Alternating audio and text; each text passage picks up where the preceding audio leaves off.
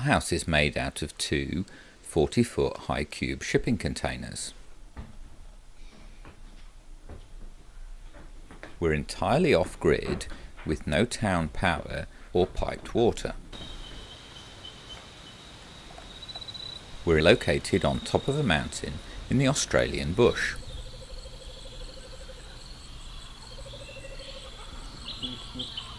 We used to live in Scotland.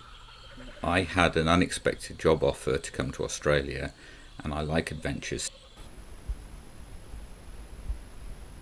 I was actually quite happy living in Scotland, the northeast of Scotland. We had a very idyllic life. And then one day Paul came home and said, "What do you think of Australia?" And I said, "Oh, that'll be a good place for a holiday. Yeah, it sounds good." He said, "No, not a holiday. How do you feel about living there?"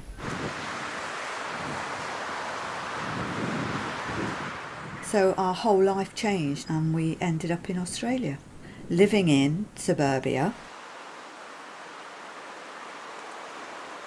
The utility bills of running a 4-bedroomed house with a swimming pool in Australia meant that we really had no money at all left over to have any fun. I just hated it. I didn't want to stay in suburbia. I wanted to get out. And I wanted to create something that didn't have utility bills.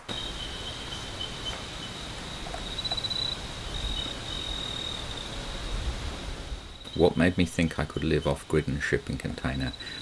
I knew that people did live off-grid, and I had no idea how they did it.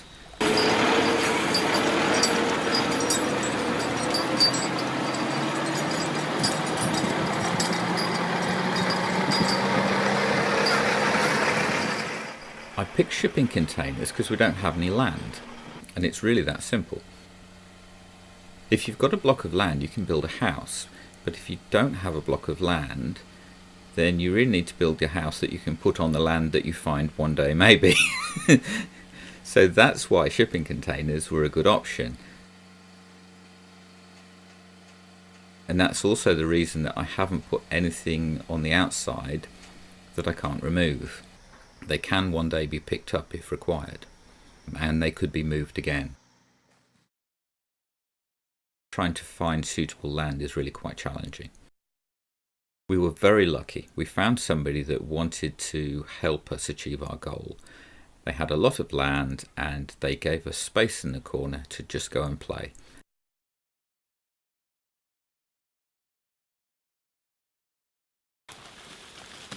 And in return, I do jobs that are required just to help out.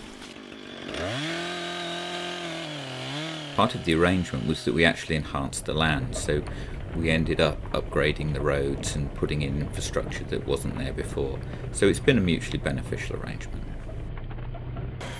We got a third container. This is to store the furniture from our suburban lifestyle in, and for me to use as a workshop.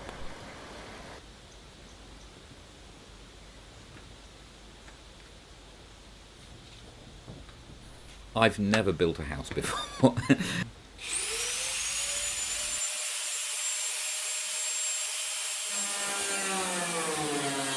I've never built a house before, and I've definitely never built a shipping container house before. I just started.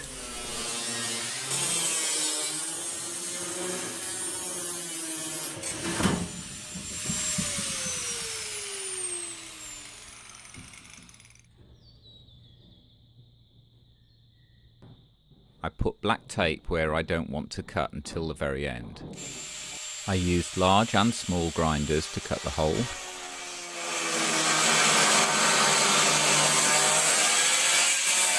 I'd watched my dad build a house with no formal training very successfully.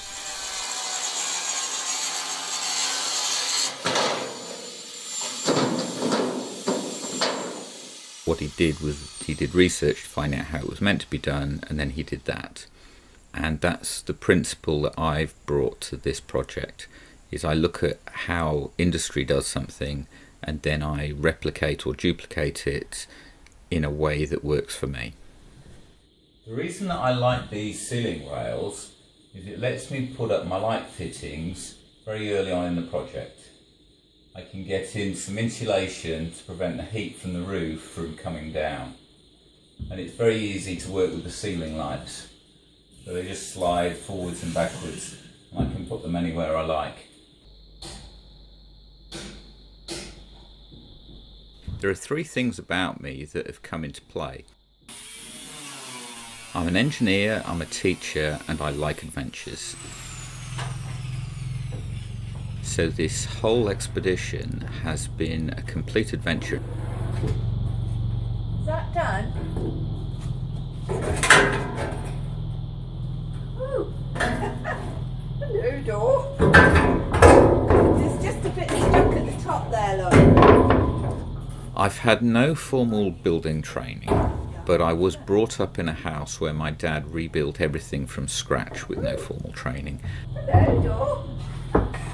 And I came to believe that anyone can do anything that they put their mind to.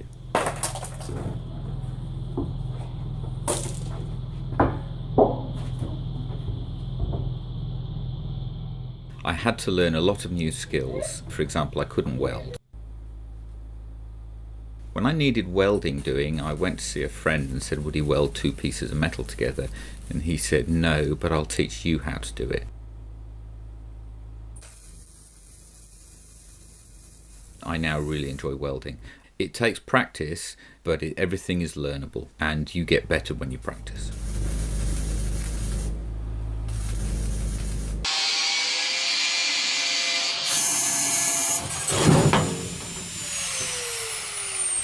I didn't start with a fixed design. I started with a concept.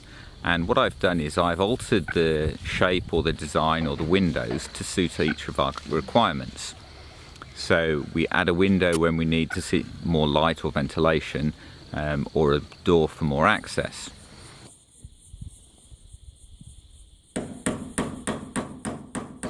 One of the things I learned was that even when you think you've thought it through completely, not all of your ideas are good. I've made changes, and I've made changes on changes, and first, second and third ideas have gone on to be refined. The first ceiling design had a few flaws. It was plywood suspended over a steel and aluminium frame. It would bow and sag in the middle, which wasn't very pretty. I had a rethink, and I made a new prototype. I put in sound and thermal insulation patterns, and then I wired up the lights. Yeah.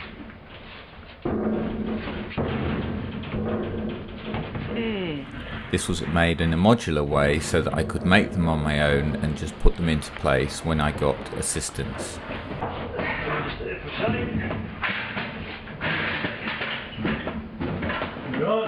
Putting the panel in was probably the hardest part of the entire project up to now.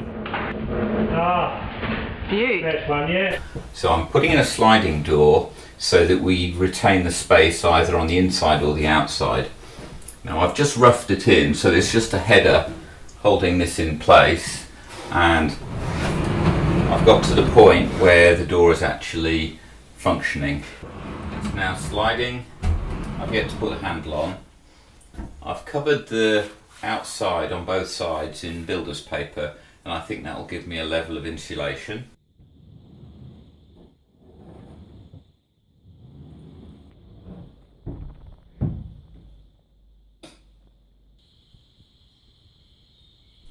We now have a front door. It's a big improvement.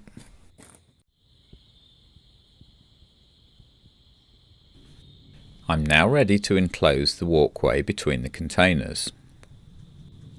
I want to preserve the natural light, and I also want plenty of ventilation.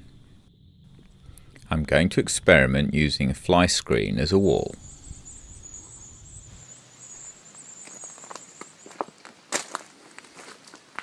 Probably the hardest bit is living in what you're building is way harder than building something and then moving in. There was a TV show came up in the last couple of years, and everybody that I know told me about it, so I tuned in and watched it. It was a reality show where contestants were going to build a shipping container house in a day, And I was just incredulous, thinking, how were they going to pull this one off? Because I'd been at it for 2.5 years. It turns out they were just decorating a Wendy house, and they never actually lived in it, so they never got to find out just how bad their design was. They'd have froze, and they'd have been miserable.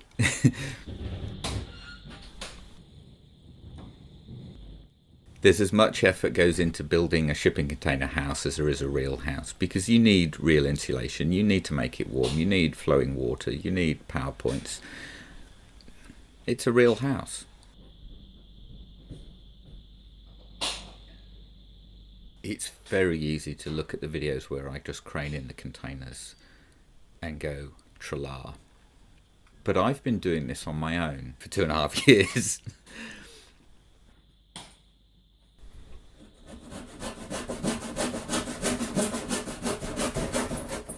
I haven't had a team of builders where I just say, here's an unlimited budget and just finish it. I save up and I buy the materials when I can afford it, and then I do what I can. And that's the reason that this project's taken so long.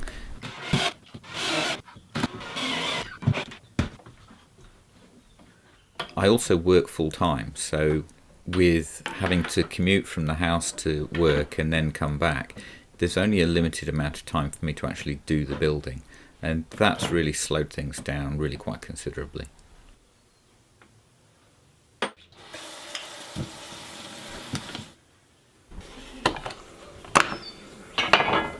This floor is actually really quite easy to lay.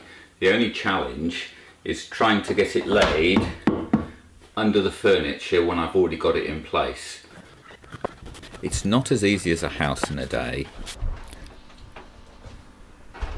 The clipped together lino tiles have been a great success. The tiles are going in the first half of the container. This is because I come in with muddy boots when I'm filling up the firewood pile. Containers have some parts of the floor that are made out of steel. There are small height transitions where it changes from wood to steel. When I put the floor down in the kitchen, I was concerned that these would show. This hasn't been the case, and I'm happy to extend this flooring into the sitting room. I need to reduce the height on the bottom of the door. This will enable the door to open freely and not snag on the wooden trim or the new floor.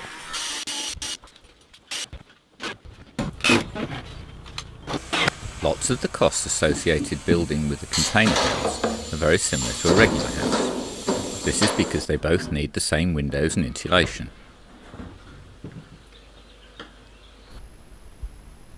I've used recycled materials wherever I can in this project. You achieve savings if you're able to do the work yourself, or you're able to use recycled materials instead of new.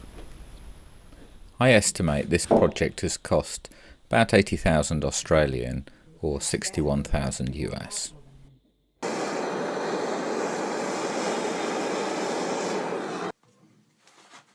I've plumbed in the shower breach to the hot and cold lines. Containers can sweat, so I've lined the framing with sarking.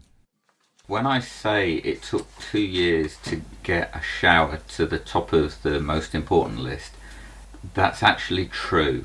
There were other things that were more important, because we had to have roof space to collect the water, store the water, and then the infrastructure to build the shower. So it did truly take 2 years to prioritise the shower to the top of the pile.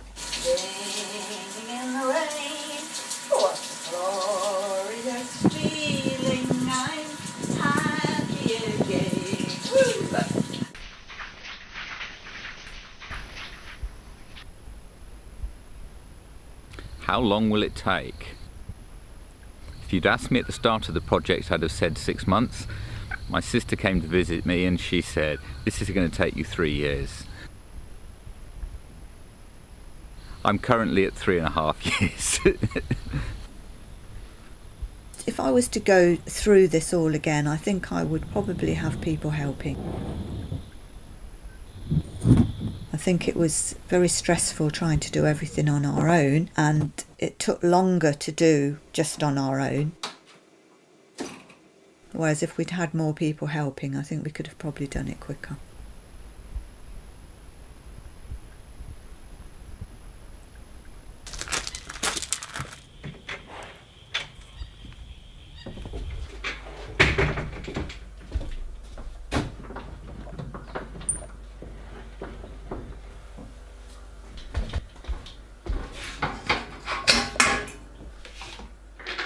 There's plenty of space in our shipping containers, 2 shipping containers for 2 people. I think you could probably even have 1 child in 2 shipping containers, but no more. And although it's long and thin, there's definitely enough space. And you get used to it. You get used to living in a smaller, compact space.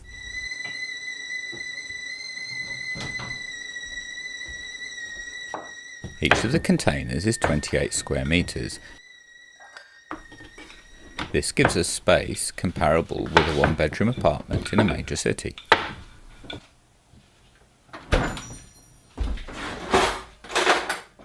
I like the fact that it's all compact. I like the fact that I can walk very easily through to the kitchen. Oh, this is very nice. And our little living area is small. Okay, we've got 2 chairs in it. We can sit and watch a film at night or sit and watch the fire burning in the winter.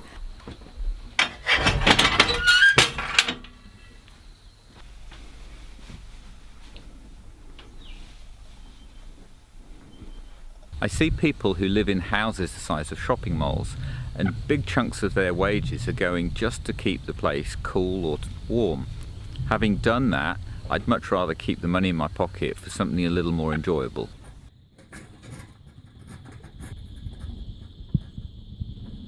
We don't have connection to town power. It was actually much easier to go off-grid than I thought. We bought a decent generator and that gave us the power for the first 6 months.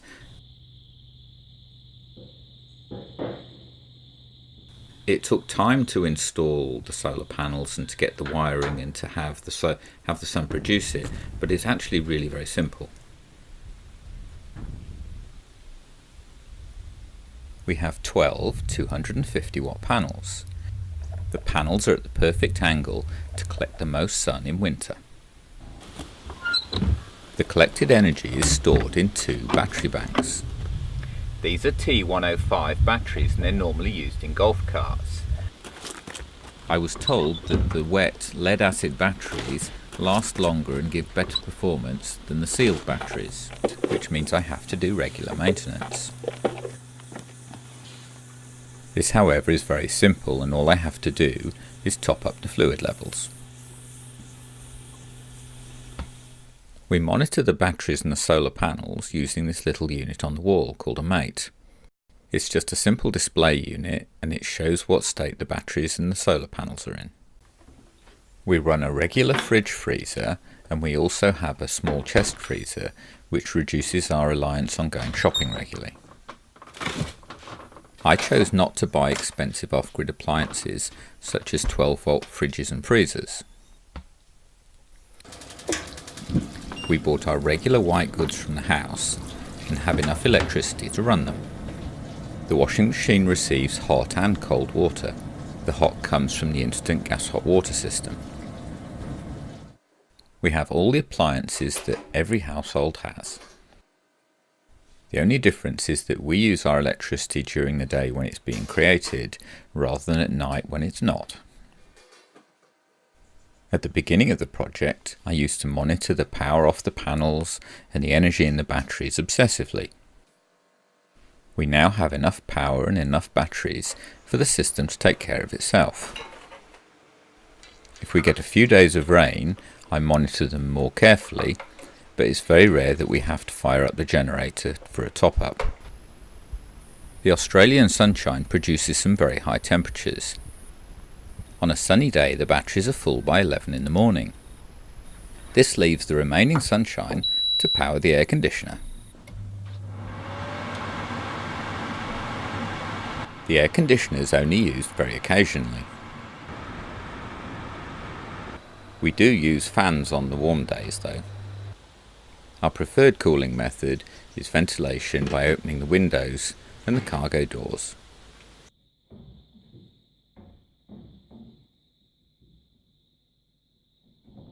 We have a couple of 12-volt car outlets which lets us charge phones. The 12 volts also powers the modem for the internet. The modem that connects to the internet is inside the container, where the signal's very weak. To solve this, we put an external aerial on the roof. This is a directional antenna and we get a much stronger signal. Lighting and high-speed broadband internet connection is on its own system. I have a separate panel that connects to a 12-volt truck battery. This battery lives in a box in the walkway and it has a dedicated charger, although it's very rare for the charger to be used. I experimented with lots of different types of LED, and the only ones that I'll install are the ones that give a warm light because they're a much nicer environment. When I designed the lights, the intention was to be able to read a book or a newspaper in any part of any of the containers with sufficient light. However, there's no point in lighting the entire container if you're only working in one small area. I installed pull cord light switches which lets us light any part of the container but to switch it off when we're not using it.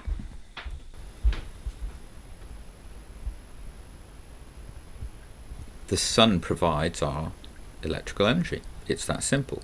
We have to use it when the sun's shining and not at night, but it's just easy. It's ridiculously easy.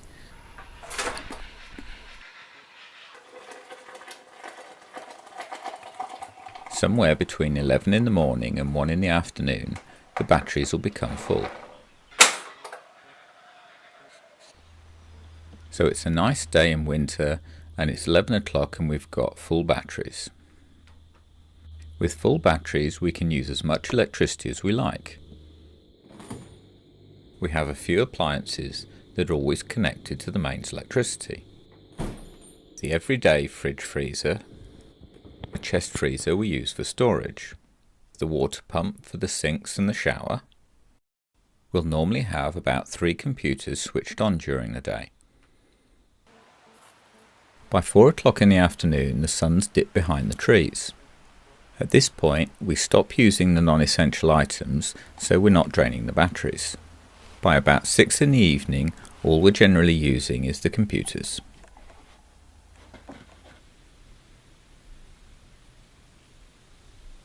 We've now arrived at the point where we just don't have to worry about electricity. In the early phases of the project I was forever looking at the volts and the amps and seeing how much we had to go.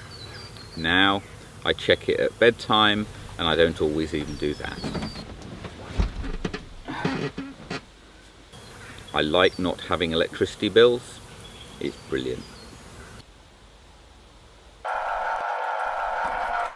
The feeling about being off-grid is absolutely amazing. We have the local areas having power cuts and we don't.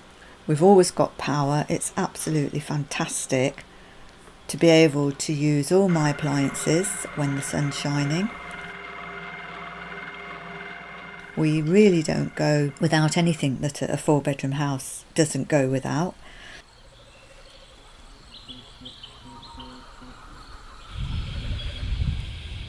The sunroof's been critical in the design of our house.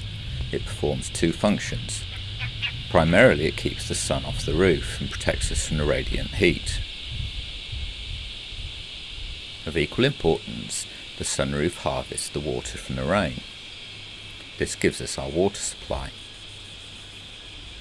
We collect our water in 3 different places, and this has evolved over time. The bulk of the water is collected on the main sunroof, which I've gradually extended. Gutters and pipes from the sunroof direct water to the main house tank. The sunroof doesn't give us enough water catchment, so I built a woodshed. Its primary task was to be roof space to catch more water, but as a bonus it keeps our firewood dry. Again, that still wasn't enough water catchment, so I added gutters to the underside of the kitchen.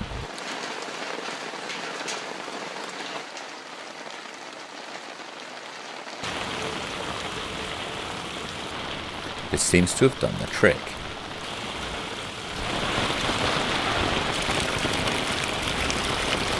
Catching water is only half the battle. You need enough space to store it.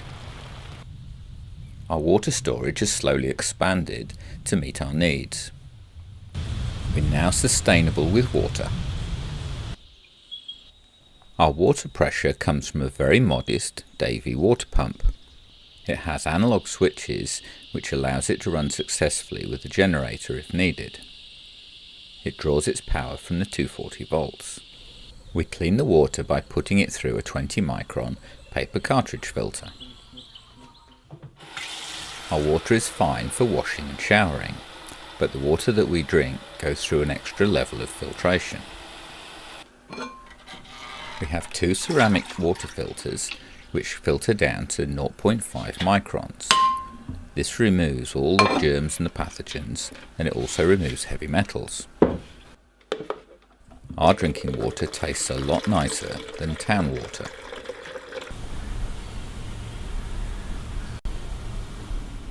About a year in, we'd run out of water, and we had some water delivered from a water truck, and I didn't even know they existed. And the chap said, "Is this your first water delivery?" And I said, "Yes." And he says, "Well, you're not going to like it then."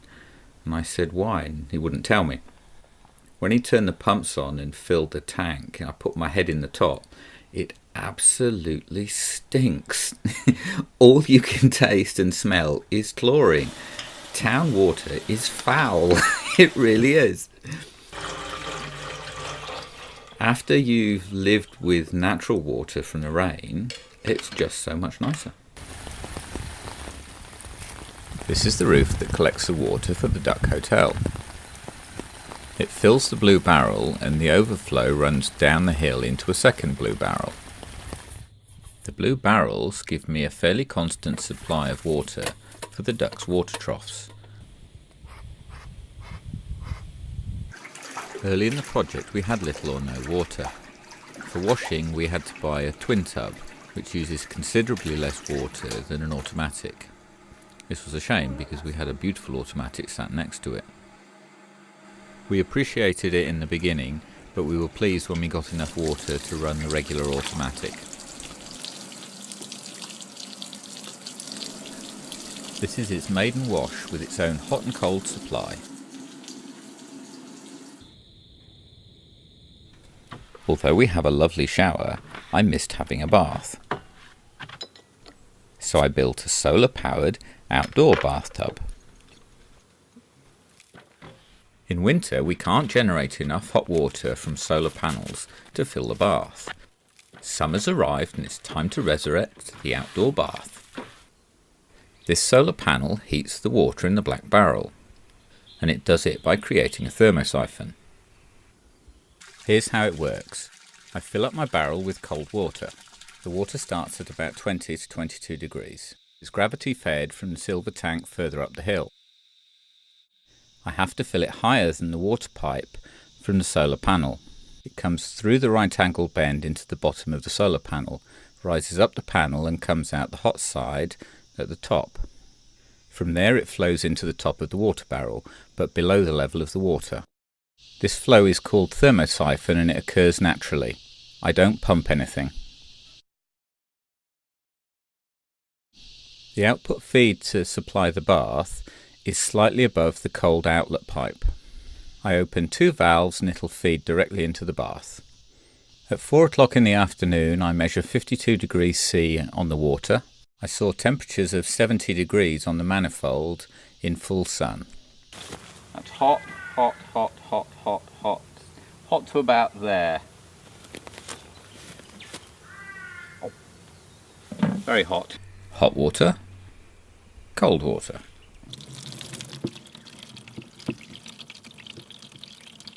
Sometimes you just have to top up with cold.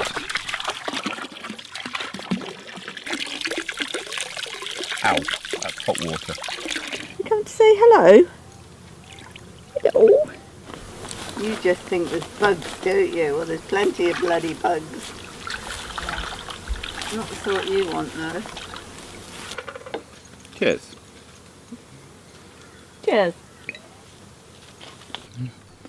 When bath time's over, I have to refill the tank.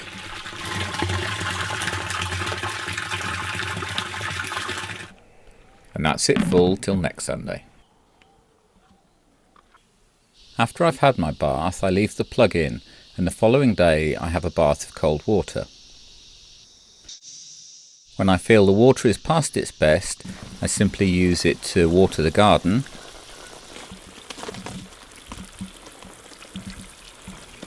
and whatever's left over goes into the centre of the banana circle.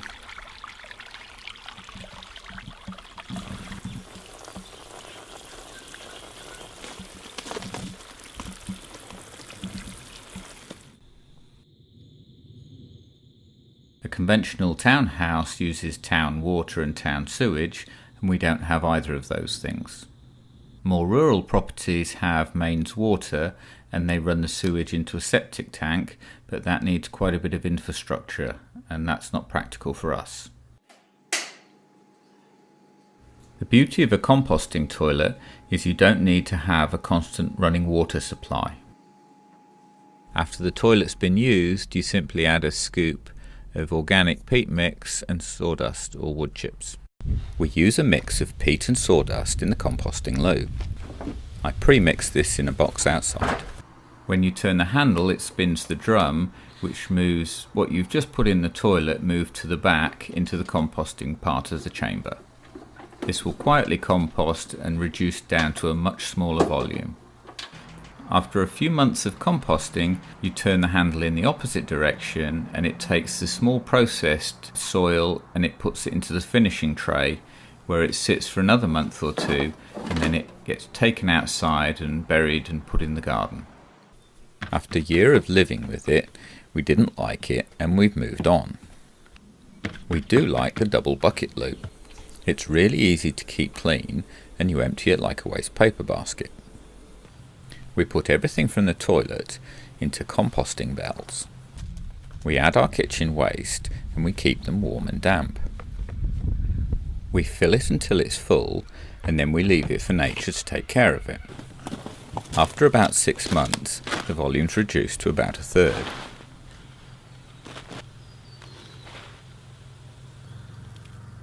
This creates amazing soil, and this can be used to put round trees. Each location that we've put the composting bells, nature finds it and takes advantage. A tomato plant found it this time, and now we've got loads of small cherry tomatoes growing.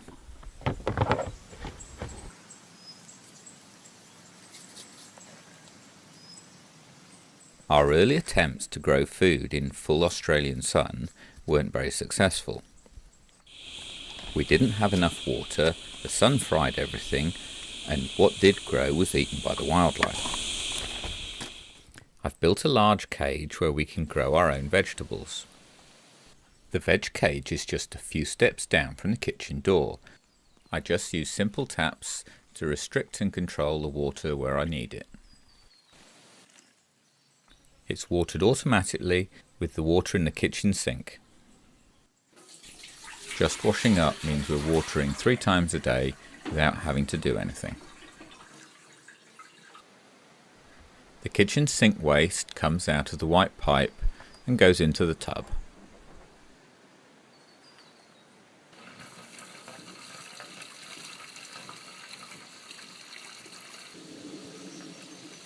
Gravity just takes the water down to the beds.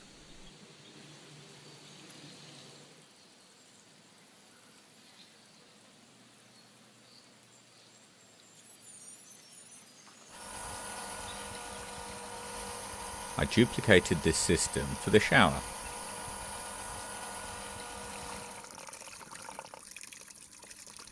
When I first set up the self-irrigating planter, I just went to the supermarket and bought a random selection of seedling plants. Well, I'm not a gardener, but they appear to have done very well.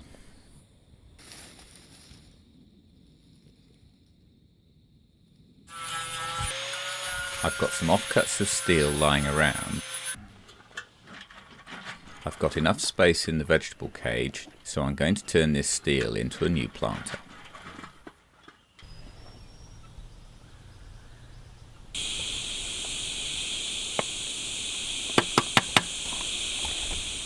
This enclosed cage gives us shade from the sun. It has a hose pipe to make watering easy. And we're getting stacks of food from the planters.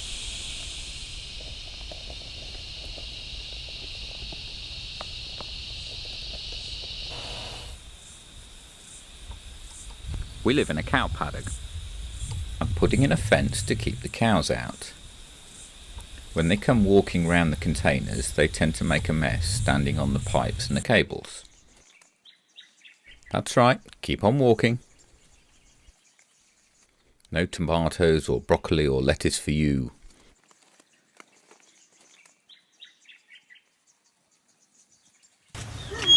You don't want to come out today, do you? Because you're being filmed.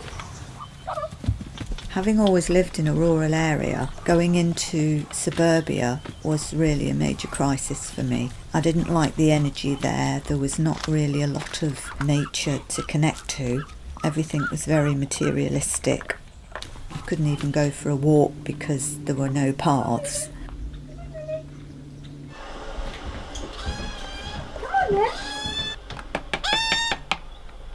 Come on then. It was wonderful to actually come and live in the middle of the Australian bush, because the connection with nature is absolutely wonderful. And it took a while for me and nature to connect, because it's so wild and so unruly and so harsh. But the connection is there and it's wonderful.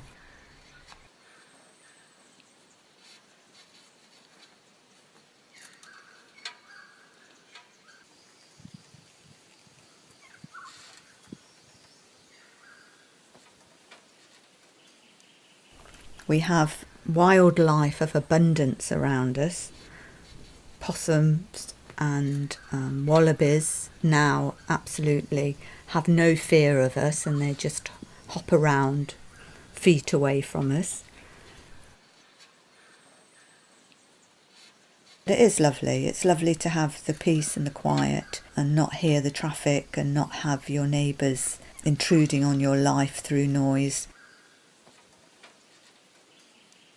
It's been an amazing experience just to spend so much time here on my own, in nature, with nature. Just having that connection to myself has been absolutely wonderful.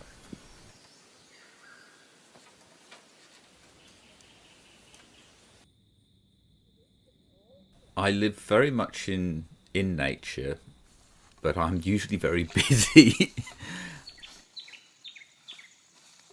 There's so much to do when you live the lifestyle that we have.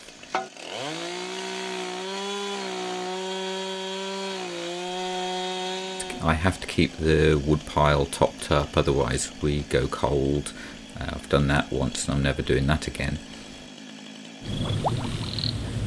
Keeping the dam cleared. It's all time-consuming work.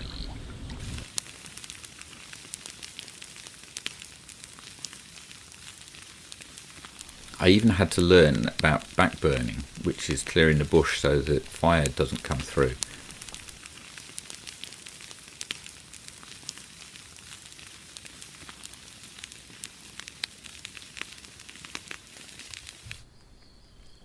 I thought it'd be nice if I could go swimming in the bush. When we lived in suburbia, I had an 8-metre swimming pool in the garden. After a year or two, the novelty of owning a swimming pool wore off. It takes a significant amount of effort, time, money and electricity to keep them looking good. I swim here now, and there's no chlorine in the water. When I lived in suburbia, I was incredibly poor. I had this big house, I had the swimming pool, but I had no money to have any fun. There was nothing exciting because I was just paying the bills, and that's pretty soul destroying. when you're having beans on toast so you can put petrol in the car to go to work. Come on then, let's go back. They're tired. Look at him. He's tired. It's just a very, very pleasant lifestyle. A lifestyle that an awful lot of people would love to have, and a lifestyle that people can have. If they really wanted it, they can do it.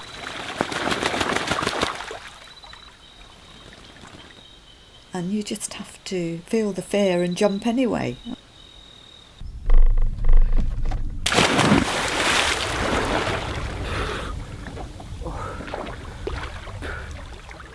You know, a lot of people don't want to let go of their lifestyle, of their jobs or their way of life, and want to. People are in jobs they don't want to be in, they're in lifestyles they don't want to be in, but they don't need to be. You don't need to be chained to a system.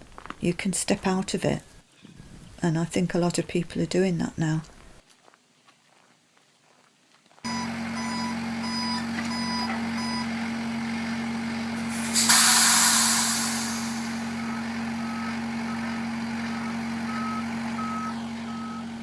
Well, I think the beauty of living in a shipping container is the fact that you can move them. They're portable, so you can take them anywhere. Living in a house, you can't move it. And if you're an adventurous type and you want to move around, the shipping containers are great because you can move them. The shipping containers, they've had 2 locations up to now, and they could be moved again. I could unbolt the sunroof, the solar panels and the walkway, and they would be able to move again. This is one of the reasons that I've been keeping doors and windows to a practical minimum. When I started building the container house, I went online and there was nothing. There were lots of pictures of fancy container houses that were finished, but nothing on how to actually do it. So I decided I'd record how I did it, and I post it online so other people can learn from my mistakes or copy it. Sarah was pushing me into the ebooks in the early phases because she said that I needed to share what I was doing. It took a little while for me to get on board with that, but once I did, I found I get a lot of positive feedback from the information that I do share.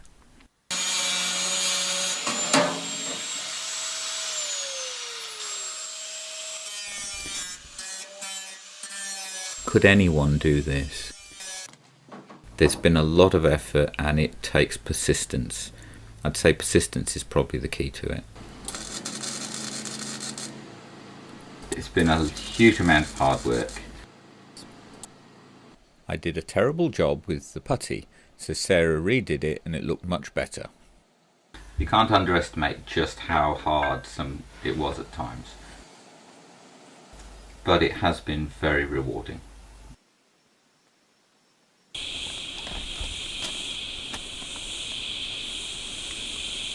I really do believe that getting out of the system as much as you can, being self-sufficient as much as you can, you don't have to do it 100%, but just as much as you can have so much satisfaction.